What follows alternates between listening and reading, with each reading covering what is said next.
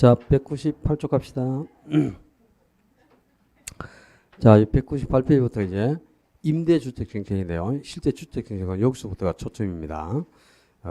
그 임대료 보조 정책, 임대료 규제 정책, 그리고 공공주택 정책 세 가지가 이제 대표적인 임대주택 정책의 유형인데, 그 가장 중요한 거는 공공주택 정책이죠, 그죠? 저소득의 주거등을 활성화시킬 수 있는 가장 긍정적인 정책이 공공주택 정책이고, 그다음에 임대료 보조 정책도 이제 그 저소득층이 구입할 수 있는 저가주택이 하향역을 통해서 활발하게 공급이 되니까 저소득층의 주거안정에 기여할 수 있는 정책이 임대료 보조 정책인데, 다만 임대료 규제 정책은 시장 가격보다 더 낮은 수준으로 임대료를 규제해가지고 그 임대료를 일정 수준을 초과하지 못하도록 상한선을 실시하는 정책이죠. 근데 가격을 규제하는 정책은 임대료 규제든 분양가 규제든 실효성이 없다 그랬습니다.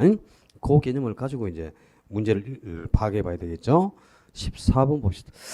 정부의 임대주택 정책에 관한 설명으로 틀린 거. 규제 임대료가 시장 임대료보다 낮다고 가정한다. 이 말이 들어가야지. 그러니까 임대료를 규제할 때는 규제 임대료가 시장 임대료가 낮을 때 효과가 나타나는 거죠.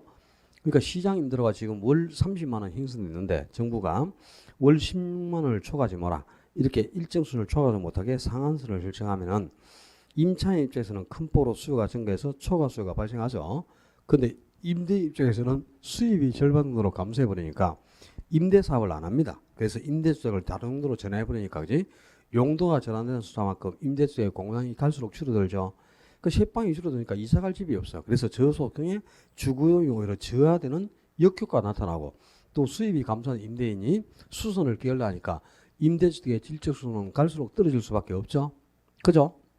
그리고 직구하기가 더 어렵게 변하는 피달이 나타나고, 또 수입이 감소한 임대인이 음성 지출을 계속 강요하기 때문에 임차인 입장에서는 부담이 가중될 수밖에 없습니다.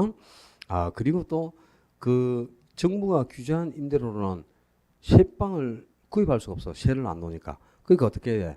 웃돈을 주고 이제 세방을 계약하니까 정부 모로는 암시장이 형성되기도 하고 불이익이 갈수록 가중되는 역효과밖에 없는 정책이 바로 임대료 규제 정책입니다. 자, 1번 질문에 임대료 규제 시 임대주택업자의 수익성이 악화되어 장기적으로 임대주택 공급의 감소를 초래하므로 주택 부정상을 야기시킬 수 있다. 그렇습니다. 수익이 악화된 임대인이 임대사업 안 해요. 그래서 임대주택을 다른 용도로 전환하는 만큼 공급이 감소하니까 주거 이동이 오히려 저하되는 역효과가 나타나죠. 그리고 두 번째, 임대료 규제 정책은 임대료에 대한 이중 가격을 형성하게 되죠. 그래서 신규 임차인 입장에서는 부담이 가중되는데 정부가 16만 원을 초과하지 못하게 임대료를 규제했어요. 근데 그렇게 임대사업을 해서는 타산이 안 나오니까 이제 새로 임대주택을 구입하는 사람은 세방을 구하기가 어려우니까, 그죠? 20만 원, 22만 원 줄게 하고 웃돈을 주고 세방을 계약해. 그러니까 새로운 신규 임차인이 웃돈까지 지불하고 세방을 구입하니까 부담이 더욱 가중되는 효과가 나타납니다.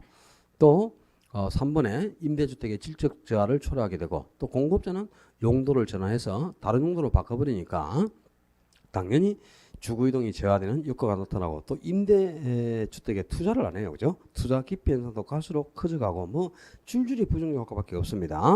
그리고 네 번째, 임대료 보조는 임대료 규제가 아니고 임대료 보조는 저소득의 실질소득을 향상시켜주죠.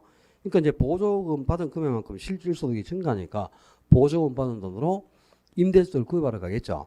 그래서 저가주택 수요가 증가하게 되는데, 수요가 증가해도 이제 공급이 안 되니까 임대인이 이 가격이 상승한 만큼 임대료 상승 초과 이윤을 누리고 결국에는 하향역을 통해서 임대주택이 공급이 됩니다. 그지? 그래서 장기적으로는 저소득층이 활발하게 주거를 이동할 수 있는 길을 열어줘요. 임대료 보조 정책은 저소득층에게 아주 큰 만족감을 주는 긍정적인 정책이죠. 5번의 공공임대주택 공급은 장기적으로 전체 임대주택 시장에서 민간 임대주택의 비중을 감소시키는 원인으로 작용한다 그래야지. 왜냐? 공공주택 정책은 이제 민간이 공급한 사적주택과 똑같은 수준의 주택을 가격만 조금 싸게 공급하는 거예요. 그럼 전부 이제 공공주택이 공급된 지역으로 주거를 이동해 버리니까 민간 임대주택은 수요가 감소하죠. 수요가 감소해서 세가 안 나가니까 어쩔 수 없이 임대료를 인해 줄 수밖에 없잖아요. 그럼 임대료가 하락한 만큼 손실이 있어야 되니까 임대주택을 다른 용도로 전환해 버립니다. 그래서 용도가 전환된 숫자만큼 임대주택의 공급은 감소하는 역효과가 나타납니다. 그죠? 다만 이 공공주택 정책은 저소득의 주거 등을 활발하게 전개시켜주고, 또 공공주택에 입주한 임차인뿐만 아니고 사주택에 살고 있는 임차인들도 단기적으로는 임대료가 하락한 만큼 혜택을 보죠. 그래서 이 정책이 가장 긍정적으로 평가되는 제도가 되겠고요. 15번 문제. 자, 아까 나왔던 겁니다. 거기 보시면 3번에 임대료 규제 시 수요의 탄력성이 탄력질수록 초과 수요 현상은 더욱 커진다. 그리고 5번 지문에 임대료 규제 시 공급의 탄력성이 역시 탄력질수록 임대주택에 대한 초과 공급 현상도 더욱 커진다가 아니고 초과 공급이 나타나지는 않아요. 임대료 규제나 분양가 규제에서는 초과 공급은 절대 발생하지 않는다 그랬다. 초과 수요만 발생하는 거야. 초과 수요만. 그래서 앞 시간에도 정리를 했지만 임대료를 규제하든 분양가를 규제하든 수요가 탄력질수록 초과 수요량이 더 커지고 또 공급도 탄력질수록 초과 수요가 더 커진다 그랬죠. 초과 수요가 더 커지는 거야.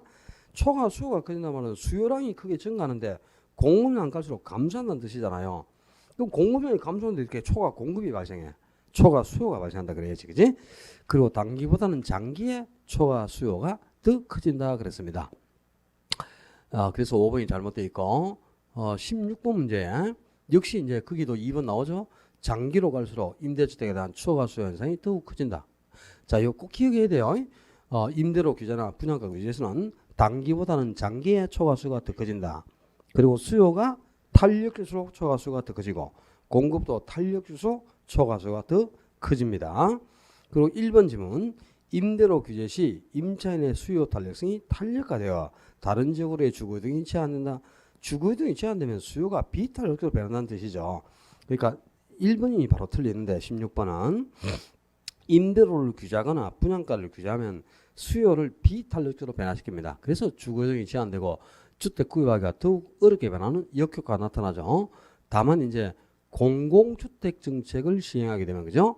수요에 대한 임대주택에 대한 수요를 크게 증가시켜 가지고 수요를 탄력적으로 변화시켜 줘요. 그래서 공공주택 정책은 임대주택에 대한 수요를 탄력적으로 변화시켜 주니까 수요가 탄력적일 때 세금을 부과하면 수요자가 유리하죠.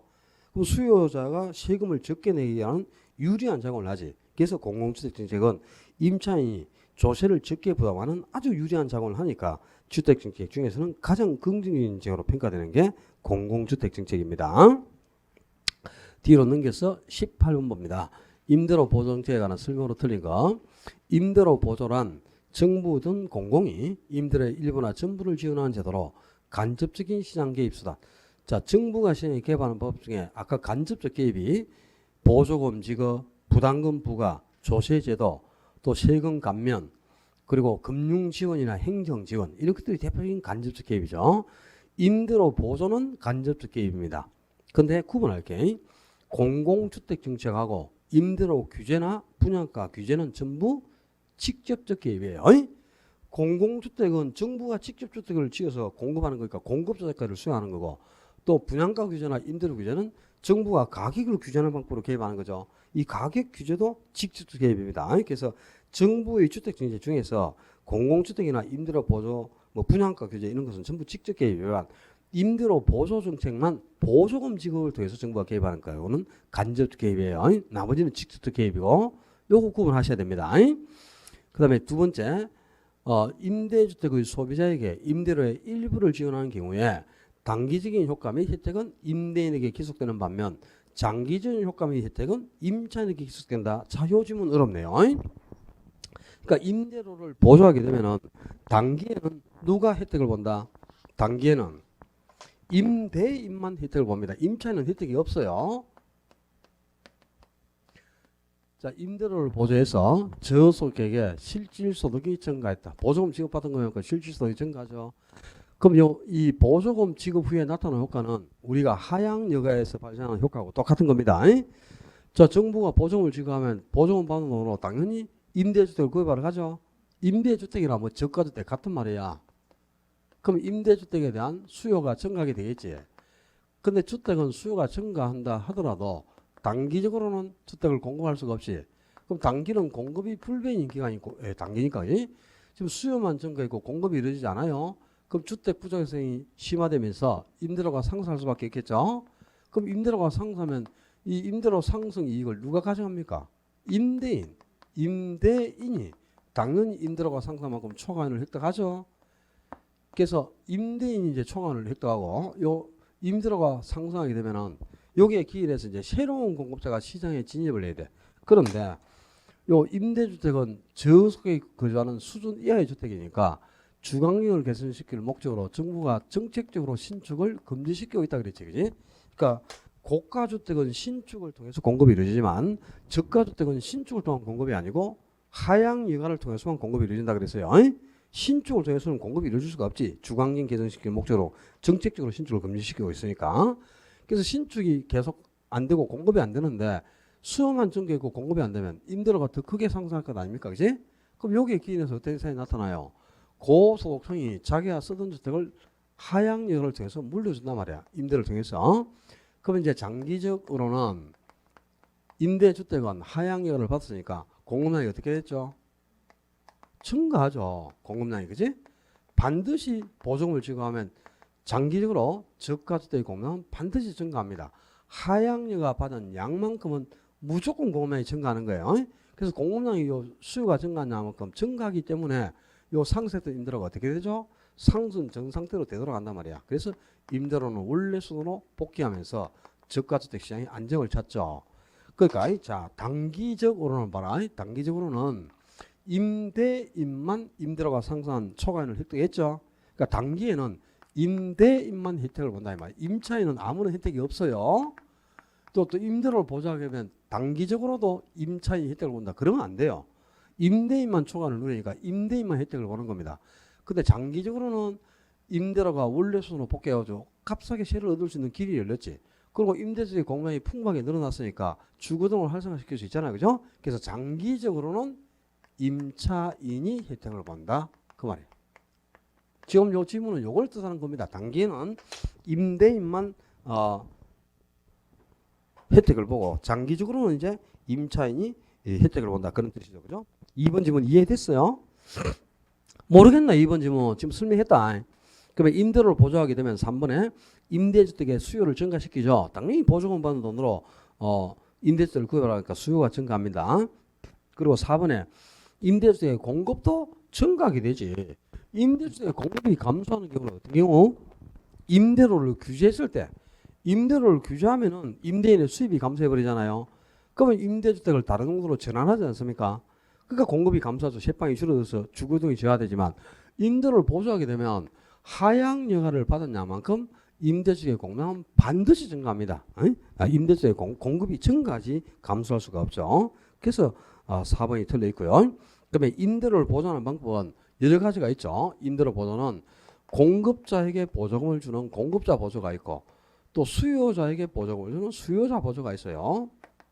공급자에게 보조금을 주는 것은 공급자에게 낮은 금리로 그 건설 자금을 지원해 주죠. 그럼 공급자 입장에서는 금리가 낮아진 만큼 생산비가 하락하니까 장기적으로는 공급자에게 보조금을 주더라도 생산 비용의 하락은 무슨 요인? 공급을 증가시키는 요인이라. 그래서 임대주택 공급이 증가하면서 임대료도 낮아지고 또 공급량은 증가해가지고 값싸게 임대를 구입해서 활발하게 주거를 이동할 수 있는 길을 열어줍니다. 그래서 공급자에게 보조금을 주는 것도 장기적으로는 저속히 혜택을 봐요. 근데 수요자에게 보조금을 주면 만족감이 더 커지겠죠. 자, 이 수요자 보조는 여러 가지가 있죠. 가격 보조가 있고 그리고 또 소득 보조 그리고 바우처 제도 여러 가지가 있어. 가격 보조는 집시의 보조라고 한다. 그죠? 집시의 보조. 그러니까 임차인이 임대주택을 구입할 때 주택을 구입할 때만 주택 구입 자금의 부족분을 지원해 주는 거죠. 그게 가격 보조라. 집시 보조.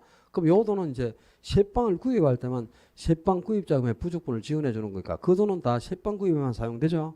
그러니까 주거 이동이 활성화되면서 주택의 소비를 활발하게 증가시켜 가지고 주거 안정을 깨는데 아주 큰 효과가 나타나요. 그래서 정부가 저소득층에게 보조금을 주는 정책의 목적은 주택의 소비를 증가시켜서 주거 이동을 활성화시키는 게 목적이니까 정책 면에서는 가격 보조가 효과가 굉장히 높다 이 말입니다. 근데 이제 소득 보조, 요거는 이제 현금으로 직접 보조금을 주는 거죠. 그래서 현금 보조라고 하는데 현금으로 보조금을 주면 이 보조금 받는 돈을 전부 주택 구입에 사용을 안 하잖아요, 그제? 일부 자금은 어디에 쓴다? 다른 재화를 소비하는 데 사용을 해버립니다. 그러니까 뭐 이 보조금 한 500만 원 주면서 넓은 셰빵 구입해라고 현금으로 보조금 주면 그죠? 이게 웬떡이 왜 가지고 한 200 잘라가지고 돼지고기 사 먹고 뭐 영화도 한 프로 보고 그죠? 뭐 짜장면도 쉽게 먹고 해야 될 것 아닙니까? 다른 재화의 소비의 일부를 사용하고 나머지 금액을 가지고 더 넓은 주택을 구입하죠. 그럼 주택도 더 넓은 셰빵을 구입했을 뿐만 아니고 다른 재화 소비도 촉진했으니까 저소득 입장에서는 만족감이 극대화 되죠. 그래서 이 임차인의 효용을 증대시켜준다. 만족감을 극대화시켜주는 효용 증대 측면. 이 측면에서는 소득보조가 월등히 효과가 크다 그 말입니다. 그래서 정부가 주택의 소비를 증가시켜서 주관력을 깨하는 정책면에서는 가격보조 효과가 크고 임차인의 효용을 증대시켜준다는 측면에서는 소득보조 효과지. 이 구분하셔야 돼. 그 다음에 이 바우처라는 말이 뭐야? 쿠폰, 교환권, 상품권 이런 뜻입니다. 현금으로 보조금을 주면 자금의 일부를 유용을 해버려요. 그러니까 주관적 가능성이 떨어지니까 현금 대신에 쿠폰 또는 뭐 상품권이죠. 이 상품권으로 대신 보조금을 지급해서 자금 유용을 방지하고 임대료 보조 효과를 극대화시키고자 하는 방식이 바로 바우처 제도입니다. 그래서 이 임대료 보조 정책은 이렇게 유형도 있게 놓고 계셔야 돼요. 그게 5번 지문 봐라요. 집세 보조는 가격 보조라고도 하는데 임대주택에 거주하는 임차인에게 임대료를 보조함으로써 임차인의 주관에 기여함을 목적으로 하는 정책수단. 그렇죠. 그러니까 그 임차인이 주택을 구입할 때만 주택 구입 자금의 집세의 일부, 주택 구입 자금의 부족분을 지원해 주는 거예요. 그렇게 해서 이제 주관을 깨고자 하는데 목적을 두고 있는 게 바로 집세 보조죠. 그래서 정부가 실시하는 정책적인 측면에서는 이 집세 보조, 가격 보조가 훨씬 더 효과가 크다 그 말이에요. 그리고 19번 문제로 가서 뭐 나머지 질문 어려운 거 없습니다. 4번 질문 볼까? 임대료 보조금을 임대주택의 소비에만 사용하도록 제한하는 경우 임대료 보조 이전에 비해 임대주택 이외의 타 재화의 소비 수요가 감소하는 경향을 보인다? 아니에요. 다른 재화의 소비나 수요도 증가하게 됩니다. 그러니까 보조금을 주면서 요 돈은 주택금만 써라 하고 규제를 했어요. 그럼 그 돈은 직구하는 데만 쓰겠죠. 그런데도 불구하고 다른 재화의 소비가 더 증가합니다. 왜 그럴까요? 저소득 입장에서 보면 자금의 여력이 생겼잖아. 그죠? 셰빵은 정부가 보조해준 보조금으로 셰빵을 얻었지. 그럼 자기 돈이 들어갈 게 그만큼 절감이 됐으니까 그 돈으로 다른 재화를 더 많이 소비할 수 있어요. 그래서 보조금을 주택금만 사용하도록 규제를 하더라도 보조금 지급점보다 다른 재화의 수요, 그 소비가 월등히 더 증가합니다. 이게 바로 왜 그럴까요? 다른 재화의 소비가 증가하는 이유.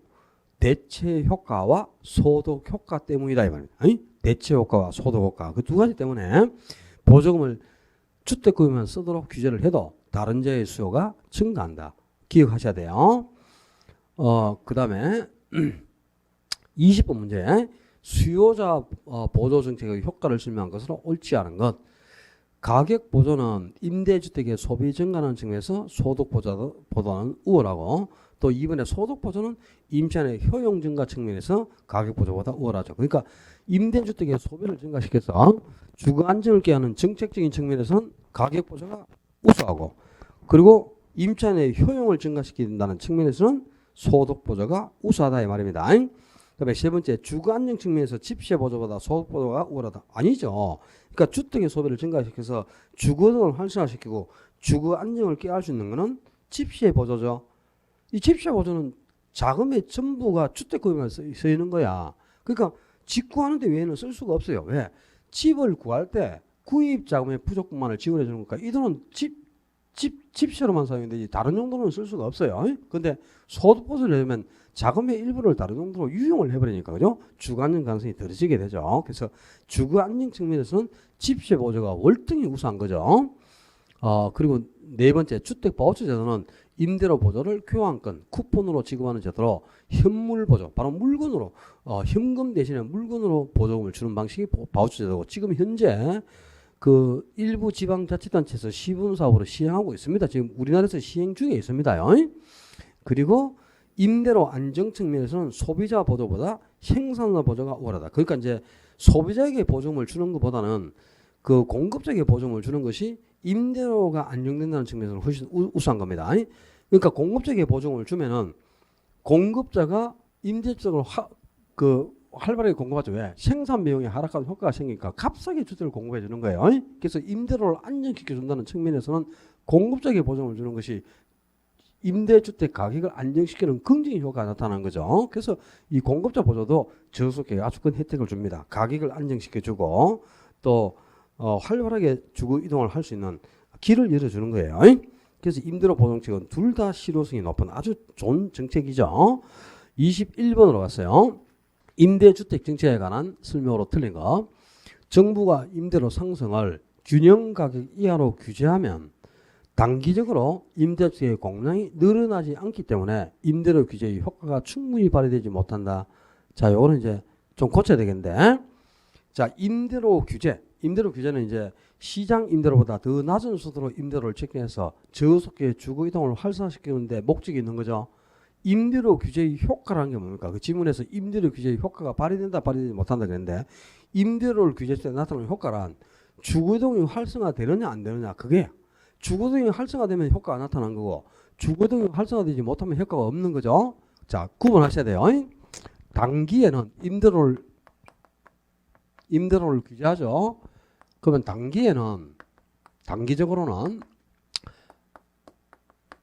공급량이 불변입니다. 우리 부동산 단기가 뭐야? 공급의 변화가 안 생기는 기간을 단기라고 하는 거죠. 그럼 단기에는 공급량이 불변이니까 임대주택의 공급량이 줄어들어서 안 줄어들었어? 공급량의 변화가 없으면 줄어들지 않는다 이 말이야. 그럼 주거 이동하는데 불편한 게 전혀 없죠. 그러니까 임대료 규제의 효과가 나타난다. 규제 효과가 어느 정도 발휘된다 그래야 돼. 그러니까 주거 이동을 어느 정도 활성화시켜요. 그러니까 월세를 30만 원을 16만 원을 초과하지 못하게 하잖아요. 그럼 15, 6만 원에서 월세가 책정되겠죠. 그럼 단기에는 15, 6만 원의 주거를 이동하죠. 그러니까 규제 효과가 나타난 거지. 왜? 공급량이 만약에 줄어들어 버리면 세방이 부족하지 않습니까? 그럼 이사갈 집이 없으니까 주거 이동이 저하되는 거죠. 그러면 임대료 규제의 효과가 나타날 수가 없지. 왜? 주거 이동을 활성화시킬 목적으로 임대를 규제한 거잖아요. 근데 주거 이동하는데 불편이 없으면 규제 효과가 나타난 거고 주거 이동하기가 불편해지면 규제 효과가 나타나지 않는 거잖아요. 그죠? 장기적으로는 그렇단 말이에요. 장기적으로는 임대 쪽을 다른 용도로 전환해버리죠. 그럼 용도가 전환되는 수준만큼 공급량이 어떻게 돼? 감소한단 말이야. 임대 쪽의 공급량이 줄어들잖아요. 그러니까 이사갈 집이 없지. 그러니까 주거 이동이 저하되잖아요. 오히려 활성화되는 게 아니고 고로 임대료 규제 효과가 나타나지 않는다. 발휘되지 않는다. 이렇게 되겠죠. 임대료 규제 효과가 발휘되지 못한다. 이렇게 되는 겁니다. 단계는 어느 정도 임대료 규제 효과가 발휘된다 그래야 돼. 그러면 요 지문이 옳은 지문이 되려면 단기적으로 그랬을까? 단기적으로는 임대주택의 공급량이 줄어들지 않기 때문에 늘어나지 않는 게 아니고 줄어들지 않기 때문에 줄어들면 주로 이동할 수가 없어요. 근데 안 줄어들어. 단계는 공급량이 불변이니까 줄어들지 않기 때문에 임대료 규제의 효과가 발휘된다 그래야 돼. 응? 임대료 규제의 효과가 발휘된다. 근데 이제 장기적으로는 그럴 수가 없죠. 장기적으로는 이제 고친다. 장기적으로는 임대주택의 공량이 줄어들기 때문에 감소해버린단 말이야. 용도 전환한 만큼. 그죠? 그러면 이사갈 집이 없잖아요. 그럼 임대료 규제 효과가 발휘되지 못한다. 이렇게 되겠네요. 이해됐나요? 자, 이 28회 때, 이게 28회 아이가? 23회에도 나오고 28회에도 나온 지문이라, 요 지문은. 그러니까 요 지문은 수정을 해가지고 장기하고 단기를 둘 다 구분해서 기억을 하셔야 됩니다.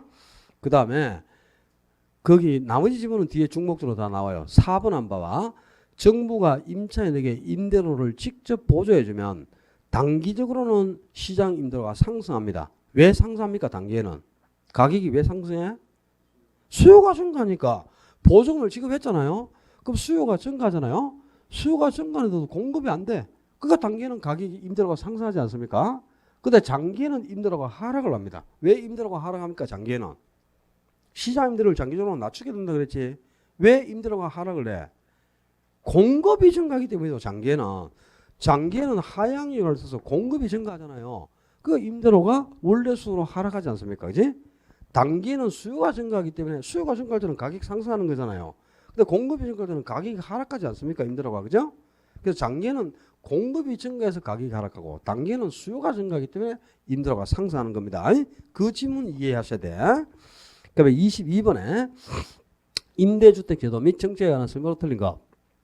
정부가 임대주택 공급을 증가시켰을 때 단기적으로 사적 임대주택의 수요가 감소함에 따라 임대료가 하락하므로 공공임차인과 사적 임차인 모두가 혜택을 누릴 수 있다. 그렇습니다. 이거는 이제 정부가 임대주택 공급을 증가시켰다 이 말이 공공주택을 공급했다는 뜻이죠. 이게 공공주택 정책인데 봐라. 지금 공공주택은 민간이 공급한 사적 주택하고 똑같은 수준의 주택을 정부가 직접 지어서 가격만 싸게 공급하는 것 아닙니까? 그지? 그럼 이게 민간주택이 지금 민간주택이나 뭐 민간임대주택이나 사적 임대주택 같은 말입니다. 아니? 민간이 공급한 주택이 5천만 원 정도 수준에서 3만 채가 공급돼 있단 말이야. 3만 호가. 근데 정부가 이 민간주택하고 똑같은 수준인데 가격만 싸게 해가지고 한 3천만 원 정도 수준에서 5천 호를 공급해 와요. 그럼 이제 주택시장이 민간주택시장과 공공주택시장으로 분리가 되겠죠. 근데 이중 가격이 형성됐잖아. 똑같은 수준인데 한 개는 5천만 원, 하나는 3천만 원. 그지? 그럼 어디에 이사 가요? 여기다 이사 가야지. 그러니까 공공주택이 공급된 지역으로 활발하게 주거이동이 전개되겠죠. 주거이동이 공공주택이 공급된 지역으로 활발하게 전개된다는 말은 공공주택은 큰 포로 수요가 증가해가지고 폭발적으로 수요가 증가해서 전부 여기로 이사가고자 합니다. 근데 사적주택은 당연히 공공주택으로 이사가면 여기는 수요가 큰 포로 감소하겠죠. 요 세어 들어오는 사람이 없잖아요. 그럼 어떻게 해야 돼? 사적주택의 임대료를 인해주지 않고서는 임대가 안 되겠죠. 그러니까 사적주택의 임대료가 공공주택하고 똑같은 수로 하락을 한단 말이야. 그래서 자, 첫 번째 포인트가 단기적으로는 사적주택, 민간주택, 이 사적주택의 임대료가 하락을 했어. 임대료가 공공주택하고 똑같은 수로 하락을 했단 말이야. 그러니까 어떤 현상이 나타나요? 요 공공주택에 이사간 임차인들, 공공주택에 입주를 한 임차인들은 원래 이게 얼마짜리 집입니까? 5천만 원짜리, 5천만 원짜리. 5천만 원짜리를 3천만 원에 공급을 한 거잖아요. 그죠? 그럼 5천만 원짜리를 3천 주고 샀으니까 2천만 원 값싸게 주택을 구입했죠. 정부로부터 5천만 원짜리를 2천만 원 보조를 받아서 집을 산 거하고 똑같은 거잖아. 그죠? 그렇지? 그러니까 2천만 원만큼 혜택을 받지. 5천만 원짜리를 3천에 구입했으니까. 그죠? 그런데 공공주택에 이사를 가지 못하고 여기 살고 있는 임차인이 있단 말이야. 사적주택에 살고 있는 임차인. 이 사람들 혜택이 있나 없나? 임대료를 이래 줬잖아. 지금 단기에 3천만 원으로. 여기 거주하고 있는 임차인도 똑같이 3천에 거주하니까 2천만 원만큼 정부로부터 보증을 받은 혜택을 누리잖아. 그지? 그래서 단기적으로는 말이야. 단기적으로는 공공주택에 입주한 임차인과 사적주택에 살고 있는 임차인이 모두 다 똑같은 동일한 혜택을 본다 이 말입니다. 그제? 근데 이제 장기적으로는 요 사적주택의 임대료가 하락을 했으니까 여기 이 사적주택의 임대인이 수입이 2천만 원 감소했죠. 그럼 수입이 감소하면 어떤 현상이 나타나요? 다른 용도로 바꿔버린다니까. 5천만 원 세던 거 3천만 원 세 안 나요. 계집하지. 그죠? 계집으로 바꾼다니까. 그럼 사적주택의 용도가 드러나는 수가만큼 공급량이 어떻게 됩니까? 감소하는 거잖아요. 그지? 사적주택의 공급량이 감소합니다. 장기에는. 그런데 이 사적주택의 공급량이 얼마만큼 감소한다고? 요 공공주택이 공급된 요 숫자만큼만 감소를 하는 거야. 요 사적주택의 공급량이 공공주택이 공급된 양만큼만 감소를 해요. 공공주택이 공급된 양만큼만. 고로 사회 전체의 임대주택 양은 어떻게 되지? 사회 전체의 임대주택 공급량은 일정 불변이다. 불변. 그러니까 사회 전체적으로는 공급량이 감소하지 않았단 말이야. 그러니까 이사가는 저 불편이 없었잖아요. 그런데도 단기에는 양쪽의 임차인이 모두 다 혜택을 봤으니까 이 정책이 저속히 일단 혜택을 줬죠. 그 다음에 단기에는 양쪽에 있는 임차인이 모두 다 혜택을 봤어. 근데 장기적으로도 양쪽 임차인이 모두 혜택을 본다. 그러면 또 안 돼. 왜 그런 거 하니까? 공공주택은 5천호밖에 공급이 안 됐잖아요. 근데 이 5천호가 임대가 다 끝났습니다. 그러면 3천만 원짜리가 없죠. 그럼 더 이상 사적주택을 3천만 원 받고 있을 이유가 없겠지. 장기는 요게 그죠? 다시 5천만 원 복귀합니다. 장기적으로는. 그럼 장기적으로 사적주택에 살고 있는 임차인은 5천만 원에 거주를 하겠죠. 그죠? 혜택이 있어 없어? 없어요. 사적주택에 살고 있는 임차인은 장기적으로는 혜택이 없습니다. 단기에만 혜택을 보고 다만 공공주택에 입주한 사람은 계속 3천만 원에 거주를 하니까 장기적으로는 공공주택 입주자만 혜택을 보게 된다. 그 말이에요. 여기까지 딱 기억하고 있어야 돼. 자, 다시 문제 돌아가서 거기에 22번 1번에 이제 정부가 임대주택 공급을 증가시켰다. 이 말이 정부가 공급을 증가시키는 거니까 공공주택을 공급한 거죠. 공공주택을 공급하게 되면 단기적으로 사적 임대주택의 수요가 감소했죠. 그러니까 사적 주택의 수요가 감소해서 어쩔 수 없이 임대료를 인하시켰잖아요. 그래서 임대료가 하락하니까 공공주택의 이상한 임차인과 사적주택에 살고 있는 임차인이 모두가 당기는 혜택을 다 누렸죠. 여기까지 이해했지? 그다음에 국민임대주택은 국가 지자체의 재정이나 주택도시기금을 지원받아. 자, 정부가 공급하는 공공주택은 항상 요 말이 들어가야 돼. 공공주택은 자금 지원을 받아서 공급하는 겁니다. 그러니까 국가 지방자치의 재정 또는 주택도시기금을 지원받아서 공급을 하는데 누구를 위해서? 저소득 서민. 저소득 서민의 중간층을 위해서 30년 이상 임대 목적으로 공급하는 주택. 자, 여기서 이제 영구 임대주택하고 국민 임대주택의 차이. 영구 임대주택은 최저소득 계층입니다. 최저소득 계층. 누굴까? 쉽게 표현해서 영세민이야. 영세민. 영세민들의 주거 안정을 대상으로 50년 이상 영구적인 임대 목적으로 공급하는 걸 영구 임대주택을 하는 거고요. 국민 임대주택은 저소득 서민이야. 요 최저소득 계층하고 저소득 서민은 달라요. 저소득의 주거 안정을 목적으로 30년 이상 임대 목적으로 공급하는 주택을 국민 임대주택을 한다 이 말이야. 요 구분을 하셔야 돼. 그다음에 희망주택의 임대료가 이 희망주택이 바로 공공주택의 종류입니다.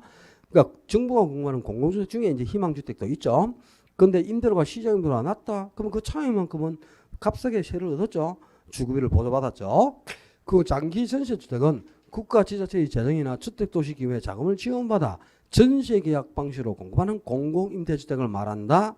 그게 장기 전세주택이에요. 그러니까 이거는 이제 월세 없이 보증금만 받고 전세계약 방식으로 공급을 하는 거죠. 그런데 임대 의무 기간이 20년 이상입니다. 장기니까 장기 전세주니까 의무 임대 기간을 20년인데 이거는 알 필요는 없어요. 뭐가 중요하냐면 임대주택은 반드시 임대 기간이 10년 이상 임대를 해야 임대주택이 되는 거예요. 모든 임대주택은 국민 임대주택이든 영구 임대주택도 10년 이상 50년 30년이니까 그다음에 장기 전세주택은 20년 이상 의무 임대 기간을 부여하는 겁니다. 그리고 나서 이제 전세 계약 방식으로만 공급한다는 거죠. 이거는 보증금만 받고. 그리고 시장 임대료보다 낮은 임대료 규제는 임대 부동산의 공급 축소와 질적 저하를 가져올 수 있다. 그러니까 시장 임대료보다 규제 임대료가 낮게 책정되면 뭐 갈수록 공급량 줄어들고 질적 수준 떨어지고 주거 등이 저하되고 또 뭐 불이익이 가중되고 그죠? 우동 거래가 성행하고 뭐 부출줄이 덜 본 것밖에 없어요. 그지? 24번에 민간 임대주택에 관한 특별부에 관한 설명으로 틀린 거. 민간 임대주택이란 임대 목적으로 제공하는 주택으로 임대사업자가 무슨 임대사업자? 민간 임대사업자겠죠. 그러니까 민간 임대사업자가 등록한 주택을 말하며 민간 건설 임대주택과 민간 매입 임대주택으로 구분된다. 그렇습니다. 그러니까 건설 임대주택은 민간 임대사업자가 지어서 부장하는 거고요.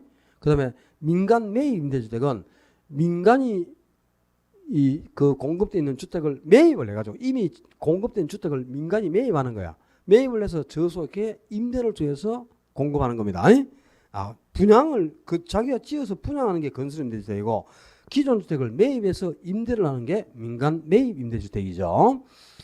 거기 있네. 그러니까 2번에 민간 매입 임대주택은 임대사업자가 매매 등으로 소유권을 취득해서 그걸 저소득에 임대하는 주택이죠. 매입 임대주택. 용어에 답이 있어요. 그 장기 일반 민간 임대주택은 장기 일반 민간 임대주택으로 해서 그럼 이거는 공공지원주택이 아니잖아요. 그럼 임대사업자가 공공지원 민간 임대주택이 아닌 주택을 몇 년? 10년 이상으로 해서 임대주택은 반드시 10년 이상 임대 목적으로 공급을 해야 임대주택이 되는 겁니다. 종전에 이게 8년이 개정된 거란 말이에요. 10년이야. 그러니까 이거 기억을 해야 되겠죠. 그죠? 공공지원주택도 당연히 10년 이상 임대 목적, 민간 임대주택도 당연히 10년 이상 임대 목적입니다. 그다음에 5번도 한 개 기억할게. 임대사업자.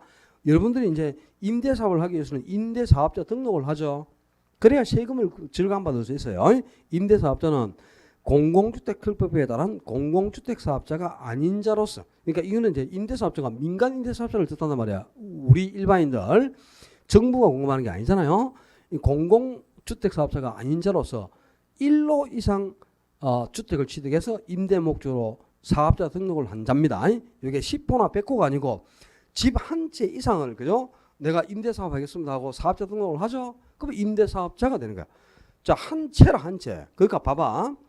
우리가 원룸을 하나 샀어요. 원룸을 하나 사가지고 월세를 받죠. 월세를 받아. 그러면 이제 나중에 예를 들어서 세입자가 내 이거 월세 낸 거 그 소득세 감면 받아야 되니까 그거 떼주세요. 이렇게 하잖아. 세금 계산서 발행해 주세요 하면 사업자 등록증이 없으면 세금 계산서 발행을 못 해서 그럼 임대사업자 등록을 해야 되죠. 그럼 임대사업자 등록을 하면 월세를 30만 원 받고 33만 원을 받는 거예요. 부가가치 10%를 합쳐가지고. 아셨어요? 내가 그 30만 원 받아서 내가 세금 3만 원 낼 수가 없잖아요. 그러니까 월세에서 10% 세금 내는 거면 그걸 더 징수하는 겁니다. 부가세로. 그래서 30만 원을 받고 세금세를 떼주잖아요. 그죠? 그죠? 세금세를 떼기 위해서는 사업자 등록이 돼 있어야 되죠. 근데 원룸 한 채 갖고 있으면서 임대사업자 등록을 했다. 임대사업자입니까? 아닙니까? 임대사업자라고. 원룸 한 채가 1호죠. 1호. 원룸은 다 가구주택인데 단독주택이야 공동주택이야? 다 가구주택은 단독주택입니까? 공동주택입니까? 주택법상. 단독주택이잖아. 단독주택. 그 원룸에 세입자가 12세대가 있어도 내 이름 한 사람으로 등기돼 있지 세입자 이름으로 등기된 게 아니잖아요. 그러니까 공동주택이고 단독주택이니까 내가 집을 몇 채 소유한 거야? 한 채잖아. 한 채. 1호. 그걸 내가 임대사업을 하기 위해서 등록을 했죠. 그럼 임대사업자가 된다 이 말입니다. 아셨나요? 1호 이상 임대할 목적으로 사업자 등록을 하면 그냥 임대사업자입니다. 뭐 10호나 100호가 아니고 1호 이상 임대사업을 목적으로 사업자 등록을 한 사람을 임대사업자라고 한다 그 말이야. 자, 그다음에 25번. 지문 쳐다보니까 그냥 지문만 봐도 배고프네. 그죠? 읽을 생각하니까 짜증난다. 민간 임대주택 특별법이 규정에 않았으면 틀린 것을 모두 임대사업자란 공공주택 사업자가 아닌 자로서 이제 공공주택 사업자는 국가나 지방자치단체, 한국토지주택공사 같은 사람이 공급하는 사람 그런 이제 공공기관이 바로 공공주택 사업자죠. 근데 그냥 임대사업자 그러면 민간 임대사업자를 뜻하는데 민간 임대사업자는 1호 이상 임대할 목적으로 사업자 등록을 한 자. 그게 민간 임대사업자예요. 그러니까 공공임대주택 사업자가 아닌 자로서 10호가 아니고 1호 이상 임대 사업을 할 목적으로 등록한 자가 임대사업자다. 요 1호 이상 기억하셔야 돼. 그 다음에 2번에 2연 주택임대관리업 중 자기관리형 임대주택 그러니까 주택임대관리업이 있고 또 자기관리형이 아니고 또 다른 거 또 있어요. 위탁관리형도 있어요. 근데 자기관리형 주택임대관리는 주택의 소유자로부터 주택을 임차해서 자기 책임으로 전대하는 형태의 업을 하는 사람이 자기관리형 관리업자고요. 그 다음에 위탁관리형 주택업자는 소유자로부터 수수료를 받고 임대료 부과징수나 또는 시설물 유지관리 등 이런 업무를 대행하는 형태의 업을 위탁관리형. 그리고 이제 소유자로부터 주택을 임차해갖고 자기 책임으로 전대하는 형태로 임대관리를 하죠. 그러면 자기관리형 주택 임대관리업 이렇게 됩니다. 요 용어 속에 답을 찾아내야 돼. 그러면 D가 지문. 요거는 이미 시험에 한번 나왔어요. 그러니까 민간 임대관리업자로 등록을 했죠. 그럼 우리가 관리업자로서 임대관리업자로서 해야 될 업무가 있잖아, 그죠? 요거는 이제 한 문제로 봐라. D것에 임대관리업자는 임대할 목적으로 하는 주택에 대해서 첫째 임대차 계약을 체결하고 해지 갱신하는 것. 또 갱신 거절하는 업무, 그리고 임대료 부과징수 업무, 임차인의 입주나 주택 명도 퇴거, 그리고 시설물 유지 보수 개량, 그리고 그 밖의 주택관리 업무 이런 걸 수행하는 사람을 임대관리업자라고 하는 거예요. 근데 요거는 요 D거 지문은 26회 때 요걸 한 문제로 내서 거기 옆에 26번 문제 봐. 26번 문제 보면 임대관리업자가 할 수 있는 업무가 아닌 것 같고 지금 우리 D것에 있었던 지문들 나왔죠. 임대차 계약 체결 갱신이라든가 임차인의 입주나 명도 퇴거, 또 임대료 부과징수, 시설물 유지 관리, 그 밖의 주택 관리 업무 이런 것들을 수행했지 대출 알선을 갖다가 임대관리업자가 하는 건 아니다 이 말입니다. 대출 알선은 은행에서 해야죠. 은행 대부계에서 그지? 주택 관리업자가 하는 게 아니고 그래서 26회 때 요 문제 나와가지고 29회 때 나왔지 여기 아마 그래가지고 요거 때문에 또 이거 한 개 못 맞춰가지고 한 개 차로 떨어진 사람도 있습니다. 참 이런 거는 상식적으로 맞춰야 되는데 그지? 그게 그 디귿 지문도 요 이제 관리업자의 업무가 요런 게 있다. 요런 것도 이제 눈여겨 봐둬야 되겠죠. 시험에 등장한 거니까. 리얼에 국가 지자체 한국토지주택공사 또는 지방공사는 그가 조성한 토지 중 1% 이상의 부에서 대통령으로 정하는 비율 이상을 임대사업자에게 우선 공급하라. 요거는 이제 그 특별법에 규정되어 있는 내용이고요. 그다음에 미음의 시도지사는 공공지원 민간임대주택이 원활하게 공급될 수 있도록 공공지원 민간임대주택 공급촉진지구를 지정할 수 있습니다. 그 이제 공급촉진지구가 뭐냐면 그게 비업지문에 보면 공공지원 민간임대주택의 공급을 촉진하기 위해서 지정하는 지구. 이걸 이제 시도지사가 지정권을 가지고 지정할 수 있다 말이야. 공공지원 민간임대주택이 뭘까요? 공공자금의 지원을 받다. 그러니까 국가나 지방자치단체 또는 주택도시기금의 자원을 지원받아서 10년 이상 임대 목적으로 공급하는 공공주택이죠. 그죠? 그걸 이제 공공지원 민간임대주택을 하는데 그 공공주택을 활발하게 공급할 목적으로 지정하는 지구가 바로 공공지원 민간임대주택 공급촉진지구다 이 말이야. 근데 그 공급촉진지구는 그 미음지문에 봐요. 전체 주택 호수의 80% 이상이 공공지원 민간임대주택으로 건설 공급된 것을 요건을 하는 게 아니고 반 이상 50%입니다. 이 촉진지구 내에서 공급하는 주택은 전체 호수에서 반 이상이 정부의 지원을 받아서 공급을 해야 돼요. 그러니까 공공지원 민간임대주택 공급촉진지구 이런 용어를 쓰는 거죠. 50% 이상이 공공지원주택이면 된다 이 말입니다. 요 비율도 이제 공공주택 특별법에 명시가 되어 있습니다. 50% 이상 공공지원주택으로 공급을 하라. 이게 명시됐을까? 요 비율도 이제 우리 시험에는 아직 안 나왔어요. 미음 지문은 올해 충분히 등장할 수 있으니까 기억을 해두는 게 좋아요. 그 다음에 27번 문제도 27번에 주택부의 규정에서 우리 준주택이라든가 도시형 생활주택이라든가 세대 구분형 공동주택은 주택의 용어에서 앞에서 다 다루고 온 겁니다. 그 다루고 온 용어들인데 거기 리얼 지문에 세대 기억도 틀려있죠. 준주택의 범위와 종류는 국토교통부령이 아니고 대통령령 시행령에서 규정되어 있는 겁니다. 주택법의 시행령이니까 대통령령이라 그래야 되겠죠. 국토교통부령이 아니고 시행규칙이 아닌 시행령에 규정되어 있는가 대통령령에 규정되어 있는 거고요. 그리고 리얼에 세대 구분형 공동주택은 세대 구분형 공동주택의 세대수가 해당 주택단지 안의 공동주택 전체 세대수의 3분의 1을 넘지 않아야 됩니다. 2분의 1이 아니고 이것도 물론 자 이런 것까지 우리 시험에 나오지는 않을 건데 세대 구분형 공동주택 하는 거 들어봤지? 세대 구분형 공동주택이 뭐라? 이게 공동주택이면 예를 들어서 아파트가 있잖아요. 그죠? 그러면 아파트는 이게 101, 102, 103호가 있다. 그 103호가 요게 한 사람 이름으로 등기가 된 거잖아요. 그죠? 근데 요 한 사람으로 등기된 요 공동주택의 내부의 일부를 그죠? 다시 이제 요 103호의 내부 공간의 일부를 이렇게 구획을 해가지고 요게 갑, 을, 병, 정 여러 사람의 세대가 한꺼번에 거주를 하는 겁니다. 근데 요 사람들은 독립된 세대를 갖출 수 있어 없어요? 독립된 세대를 갖추게 되면 이게 전부 각각의 세대가 되니까 그러면 요게 아파트 한 채가 아니고 한 채, 두 채, 세 채, 네 채로 변하는 거죠. 그러니까 독립된 주거 세대는 갖출 수가 없습니다. 독립된 세대는 갖출 수 없지만 그냥 아파트 한 채 내에서 내부 공간의 일부를 이렇게 구해가지고 여러 세대가 한꺼번에 거주하는 거. 이게 세대 구분형 공동주택이에요. 그 앞에 주택의 용어에서 나왔습니다. 우리 저기 1편에서. 근데 전체 그 단지 내에 3분의 1 범위가 넘지 않아야 돼요. 2분의 1이 아니고. 요까지는 물론 안 나오겠지만 세대 구분형 공동주택의 정의 정도는 알아두는 게 좋습니다. 앞에서 주택의 용어 점검해 보시면 나와 있을 겁니다. 우리 풀었으니까. 뒤에 넘겼어. 28번. 이거 문제도 뭐 많나? 조생자도 남았는데 순간 버려. 28번. 공동주택 특별부상 공공임대주택의 용어 정의로 틀린 거. 이것도 이제 최근에 나온 문제. 작년 문제가 이게.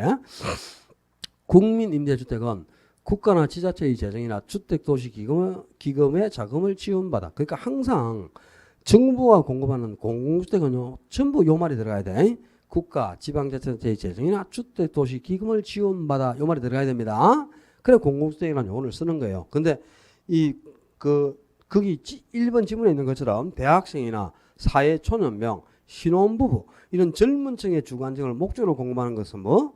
행복주택입니다. 이건 국민임대주택이 아니고 행복주택을 정의하는 거고, 국민임대주택은 요거 저소득 서민들의 주거이동을 활성화시키기 위해서 30년 이상 임대 목적으로 공급하는 공공임대주택, 그게 국민임대주택이에요. 그리고 최저소득 계층의 주거 안정을 목적으로 50년 이상 영구 임대를 목적으로 공급하는 주택을 영구 임대주택이라고 그랬죠. 왜 3번의 장기전세주택은 이 자금지원을 받아서 전세계약 방식으로 공급하는 거고요. 왜 분양전환 공공임대주택은 일정 기간 임대 후 분양전환을 목적으로 공급하는 공공임대주택. 그러니까 이제 자 처음에는 그죠 저소득에 분양을 하는 게 아니고 임대로 일단 정부가 임대를 했죠 저소득에. 근데 10년 이상 거주를 했단 말이야. 그러면 그 임차인에게 소유권을 넘겨주는 거죠. 소유권을 넘겨주는 게 이제 분양한다 이 말이잖아, 그죠? 이게 일정 기간 임대 후 그 사람에게 분양을 한다는 거야. 이걸 분양 전환형 공공주택 이렇게 표현하는 겁니다. 그다음에 처음부터 정부가 지어가지고 그냥 저소득에 분양을 바로 했어요. 임대를 안 하고 저소득에 팔잖아, 그죠? 그러면 그게 뭐야? 분양형 공공임대주택 이렇게 되는 거야. 분양을 바로 하면 분양형이고 처음에는 일정 기간 임대를 해가지고 의무 임대 기간이 끝나면 소유권을 임차인에게 넘겨주잖아요. 그게 분양 전환형 공공임대주택이에요. 용어 속에 답이 있으니까 의미를 새겨보면 되겠지. 용어 속에서. 그 다음에 거기 5번에 기존 주택 전세 임대주택은 이제 용어 많잖아 지금, 그죠? 국가나 지방자치단체의 재정이나 주택 소식임을 지원받아서 기존 주택을 이제 정부가 임차합니다. 정부가 빌리는 거야 기존 주택을. 그래가지고 그걸 다시 또 저소득층에게 임대를 하는 거죠. 그게 이제 전세 임대주택이다 이 말이야. 그 기초생활보장법에 따른 수급자 등 저소득층, 청년, 신혼부부 그리고 또 사회 취약계층 이런 층에게 전대를 한다 이 말이야. 그러니까 정부가 기존 주택을 어떻게 했어요? 얻었단 말이야. 기존 주택을 세를 주고 그걸 세를 주고 얻어가지고 다시 사회 취약계층에 다시 또 세를 또 줘. 그러니까 전대를 했다 이 말이죠. 그런 주택을 기존 주택 전세 임대주택이라 하는 거예요. 용어 의미를 차근차근 읽어보면 아 이런 용어를 이래서 쓰는구나 하는 걸 좀 느낄 수 있겠어요. 참 이 용어들이 하도 많아가지고 공공주택이 종류가 많다 보니까 행복주택 아이고 얼마나 용어도 많은지 모른다. 그 법을 가지고 여러분이 용어 정리하려면 어렵고 시험에 몇 개 나오는 이런 용어들은 좀 점검해 두는 게 좋겠습니다.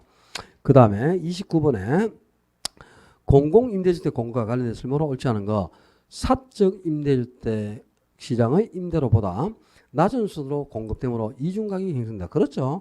그러니까 공공주택은 지금 사적 주택보다 가격만 조금 싸게 공급하는 그 이중가격이 형성돼 있잖아요. 그죠? 그래서 주택시장이 분리가 됩니다. 이게 공적시장과 사적시장으로.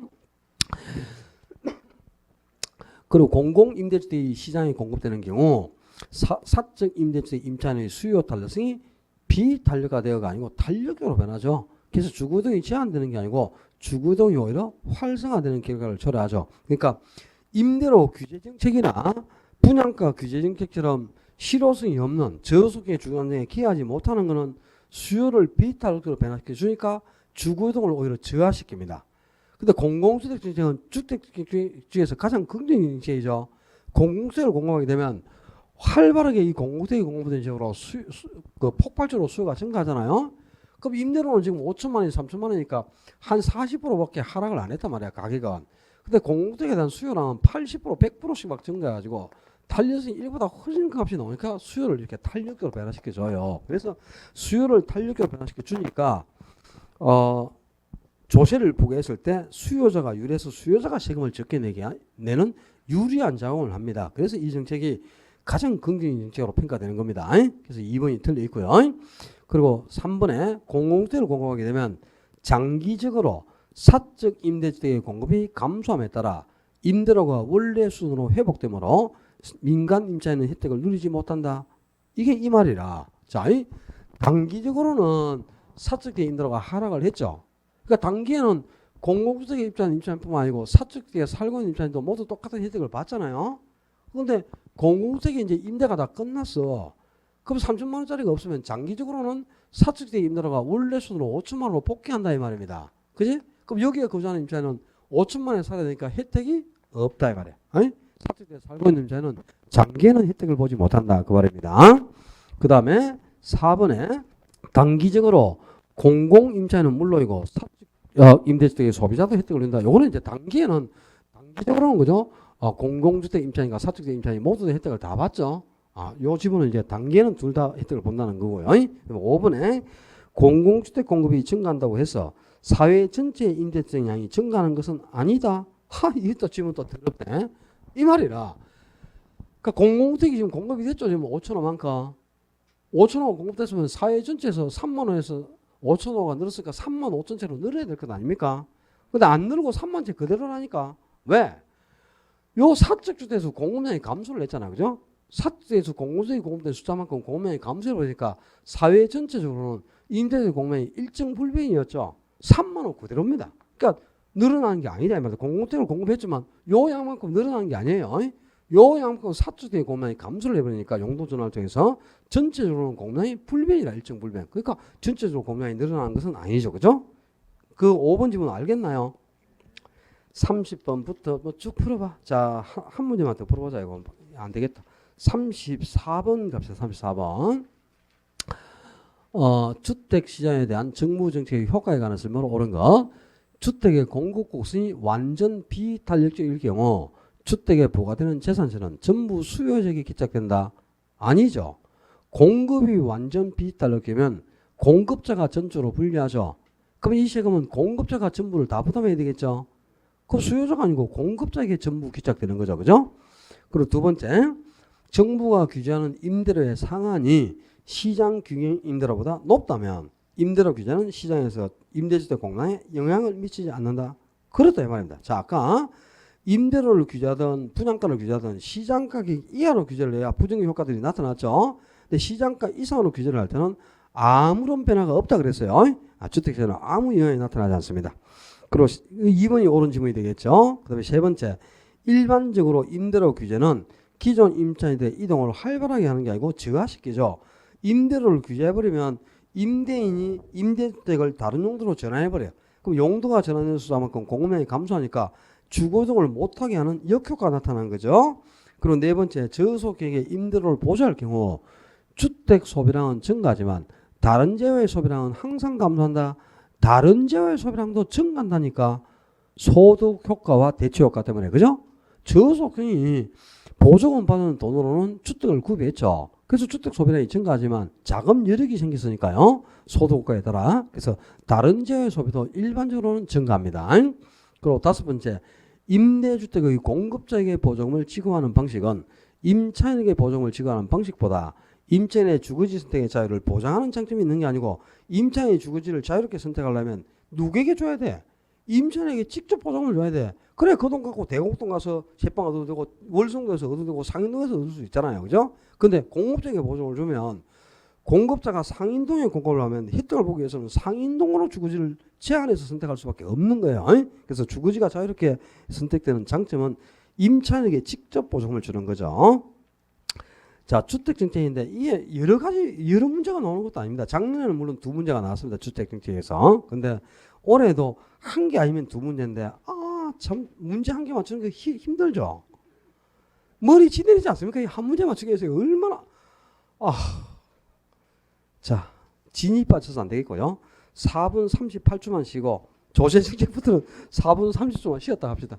조금만 쉬었다가 조세정책 다 하고 갑시다.